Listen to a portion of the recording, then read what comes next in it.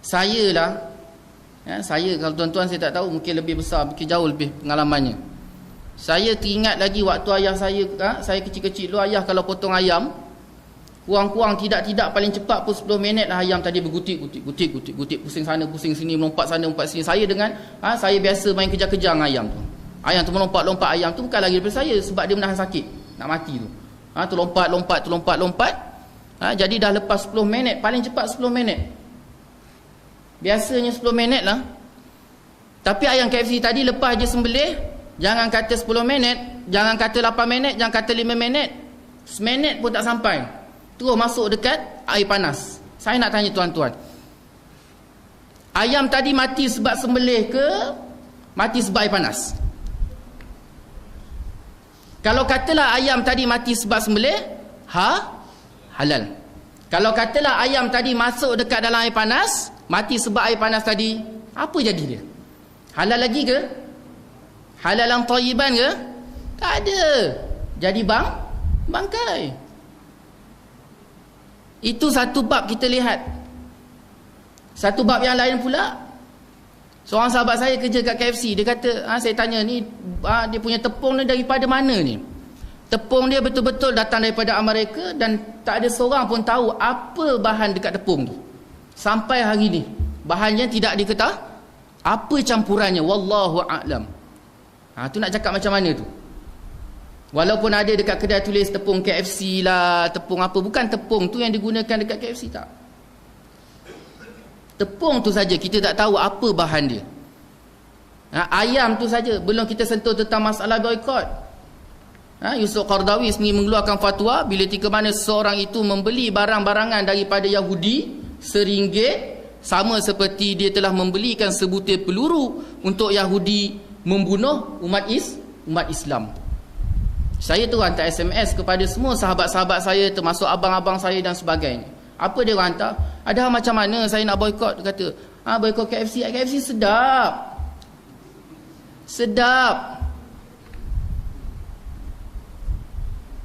Astaghfirullahalazim. Saya tak kata tuan-tuan, golongan-golongan ustaz sendiri pun sehingga hari ini di antara ranking paling tinggi makan KFC. Sahabat-sahabat saya makan KFC. Saya bukan nak kata saya baik, tapi kita cuba untuk menjadi baik. Itu sebabnya kita kembali balik bila tika mana mutaqah ulama di seluruh dunia membicarakan pertemuan para ulama, membicarakan tentang permasalahan sosial yang terjadi pada hari ini.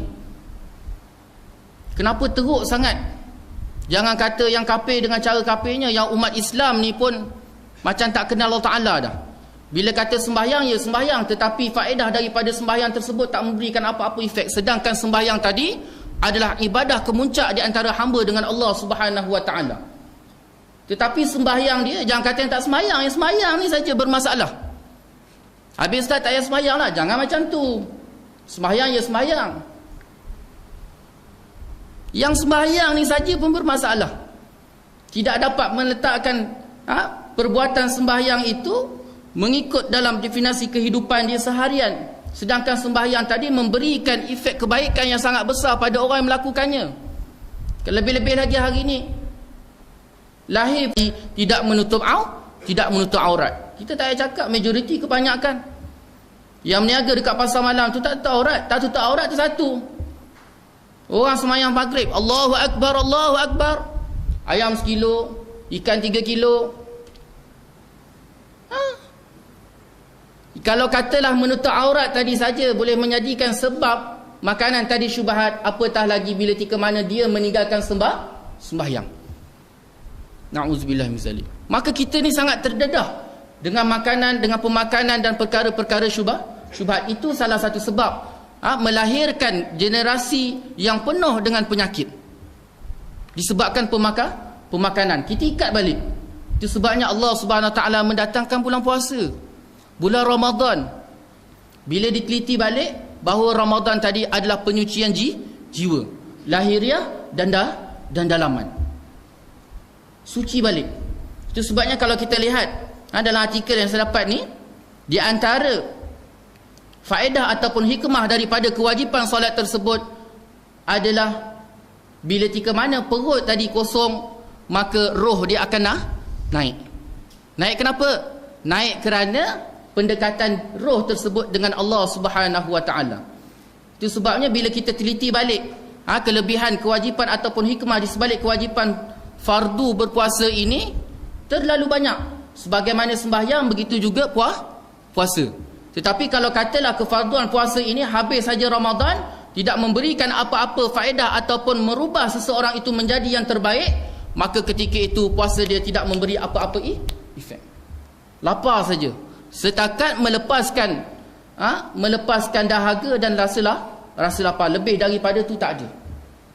Kalau kata sembahyang cuma setakat penat tungguan-tunggit tetapi tidak memberi apa-apa faedah, hanya batuk, melepaskan batuk di tangga.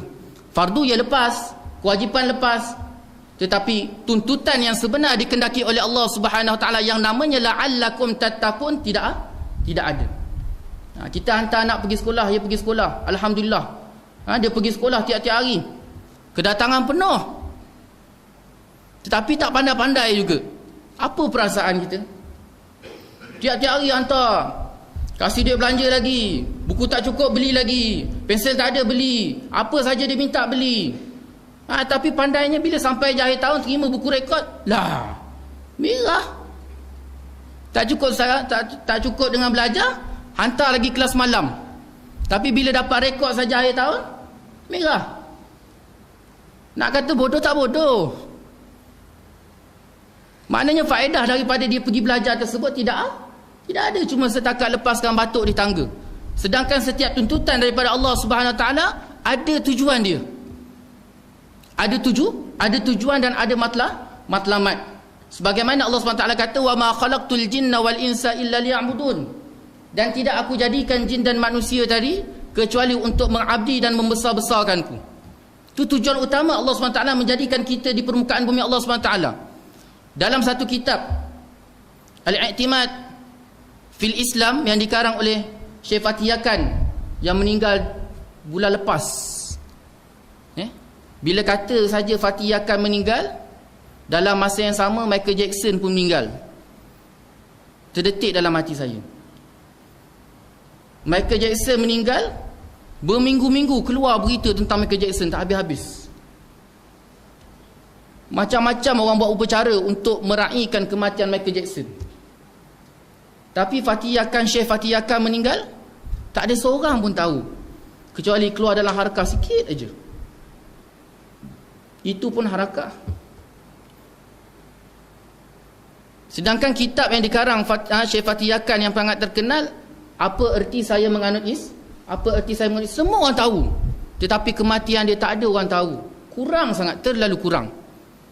Bila kita buat perbandingan yang terjadi di antara kematian seorang artis dan kematian seorang ulama, maka ketika itu kita akan dapati hari ini masyarakat kita, terutamanya media massa, saya tak nak kecam mana-mana, tetapi media massa adalah memainkan peranan utama di dalam masyarakat. Kalau katalah media massa tadi menunjukkan berita-berita yang baik, insya-Allah dia akan menyerap kebaikan tersebut di dalam masyarakat. Kalau katalah media massa tadi tidak memainkan peranan perkara-perkara yang baik, itulah melahirkan masyarakat yang buruk. Tak ada seorang pun tahu tentang kematian Syekh Fatih Yakan. Di situ kita akan lihat dan kita akan dapati bahawa masyarakat hari ini lebih peka terhadap artis dibandingkan ulama yang betul-betul Nabi kata al-ulama'u warasatul anbiya. Contoh dalam TV, daripada TV1, TV2, TV3, Oasis dia Astro dia, penuh dengan AF dia lah, apa dia, semuanya cara-cara mereka memikirkan cara untuk melahirkan artis, tetapi tidak sedikit pun mereka memikirkan untuk melahirkan golongan ulama. Tak ada usaha. Itu sebabnya bila kita kembali balik pada sejarah tsunami 2004, di antara puncanya bila tika mana Allah Subhanahu Wa Taala menurunkan bala, bila tika mana golongan-golongan manusia ini, mereka-mereka yang mengabdi dan mengesahkan Allah Subhanahu Wa Taala terlalu